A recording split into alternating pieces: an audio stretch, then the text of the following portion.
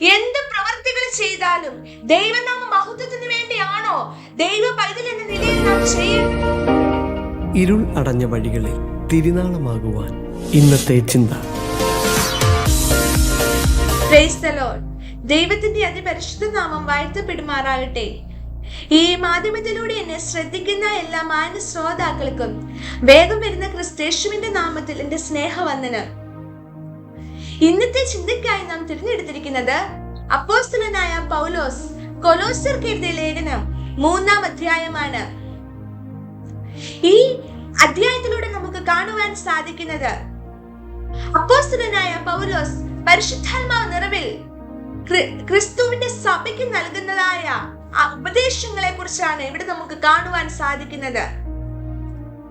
ഒരു കുടുംബം എങ്ങനെയായിരിക്കണം, കുടുംബത്തിലുള്ളവരെ പാലിക്കേണ്ടതായ കാര്യങ്ങളൊക്കെയും ഈ ലേഖനത്തിൽ, ഈ അധ്യായത്തിൽ പൗലോസ് രേഖപ്പെടുത്തിയിരിക്കുന്നു.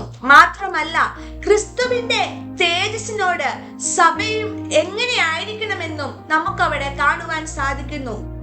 ക്രിസ്തുവിന്റെ സ്നേഹം സഭയിൽ കർത്താവ് എങ്ങനെ പ്രകടിപ്പിച്ചു, ക്രിസ്തുവിന്റെ ശരീരമാകുന്ന സഭയ്ക്ക് എങ്ങനെ കൊടുത്തുവെന്നും നമുക്ക് ഈ അധ്യായത്തിലൂടെ കാണുവാൻ സാധിക്കുന്നു.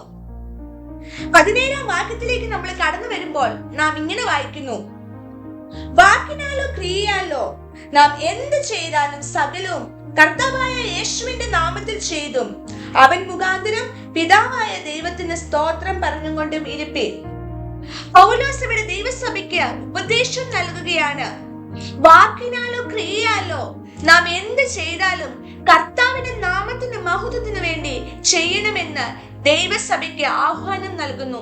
അതേ പ്രിയമുള്ളവരെ, ദൈവ പൈതൽ എന്ന നിലയിൽ നമ്മൾ ഈ ഭൂമിയിലായിരിക്കുമ്പോൾ പ്രധാനപ്പെട്ട 2 കാര്യങ്ങളാണ് നാം ശ്രദ്ധിക്കേണ്ടത്.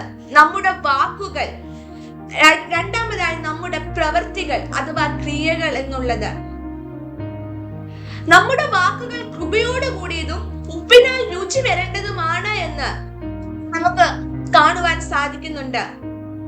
ദൈവ പൈതൽ ഏതൊരു വാക്ക് പറഞ്ഞാലും വളരെ കൃപയോടുകൂടെയും വളരെ സൂക്ഷ്മതയോടുമായിരിക്കണം നാം പറയേണ്ടത്. കാരണം എന്താണ്? ഈ ലോകത്തിൽ നിന്ന് നമ്മളെ മാറ്റി നിർത്തുന്ന, വ്യത്യസ്തരാക്കുന്ന ഒരു ഘടകം എന്ന് പറയുന്നത് നമ്മൾ ഓരോരുത്തരും ഒരു ദൈവ പൈതൽ എന്ന നിലയിലാണ്. ക്രിസ്തുവിന്റെ പത്രങ്ങളായി, ക്രിസ്തുവിന്റെ സ്ഥാനാപതികളായി ദൈവം നമ്മളെ ഈ ലോകത്തിലാക്കി വെച്ചിരിക്കുമ്പോൾ പ്രിയമുള്ളവരെ, നമ്മുടെ വായിൽ നിന്ന് വരുന്ന ഓരോ വാക്കുകളും ദൈവത്തിന് പ്രസാദകരവും മനുഷ്യർക്ക് അല്ലെങ്കിൽ ബോധ്യമായ വാക്കുകൾ ആയിരിക്കണം. അങ്ങനെയെങ്കിൽ മാത്രമേ ഒരു ക്രിസ്തു ശിഷ്യൻ അഥവാ ശിഷ്യയായി നാം ഈ ലോകത്തിൽ ജീവിക്കുമ്പോൾ ക്രിസ്തുവിന്റെ സ്നേഹം, ക്രിസ്തുവിൻ്റെതായ തേജസ് നമ്മളിലൂടെ ലോകം കാണുകയുള്ളൂ. അടുത്തതായിട്ട് പ്രവൃത്തികൾ, ക്രിയകളിലൂടെ ദൈവത്തിൻ്റെതായ നാമം മഹത്വപ്പെടേണ്ടത് അത്യാവശ്യമാണ്. നാം ഈ ലോകത്തിൽ ജീവിക്കുമ്പോൾ പലതായ കാര്യങ്ങളിൽ നമ്മൾ ഏർപ്പെടാറുണ്ട്, പലതായ കാര്യങ്ങൾ നമ്മൾ ചെയ്യാറുണ്ട്. എന്നാൽ ഇന്ന് ഈ സന്ദേശം കേൾക്കുമ്പോൾ ഞാൻ നിങ്ങളോട് ഒരു കാര്യം ചോദിക്കുന്നു: നമ്മൾ എന്ത് ചെയ്താലും, എന്ത് പ്രവർത്തികൾ ചെയ്താലും ദൈവനാമ മഹത്വത്തിന് വേണ്ടിയാണോ ദൈവ പൈതൽ എന്ന നിലയിൽ നാം ചെയ്യുന്നതെന്ന് നാം ചിന്തിക്കേണ്ടത് അത്യാവശ്യമാണ്.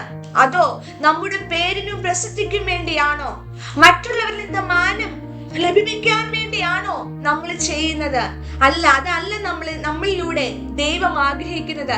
നമ്മൾ എന്ത് ചെയ്താലും, എന്ത് ക്രിയകളാകട്ടെ, അത് ദൈവനാമ മഹത്വത്തിന് വേണ്ടി ആയിത്തീരണമെന്ന് ഹല്ലേലൂയ പൗലോസ് ആഹ്വാനം നൽകുകയാണ്.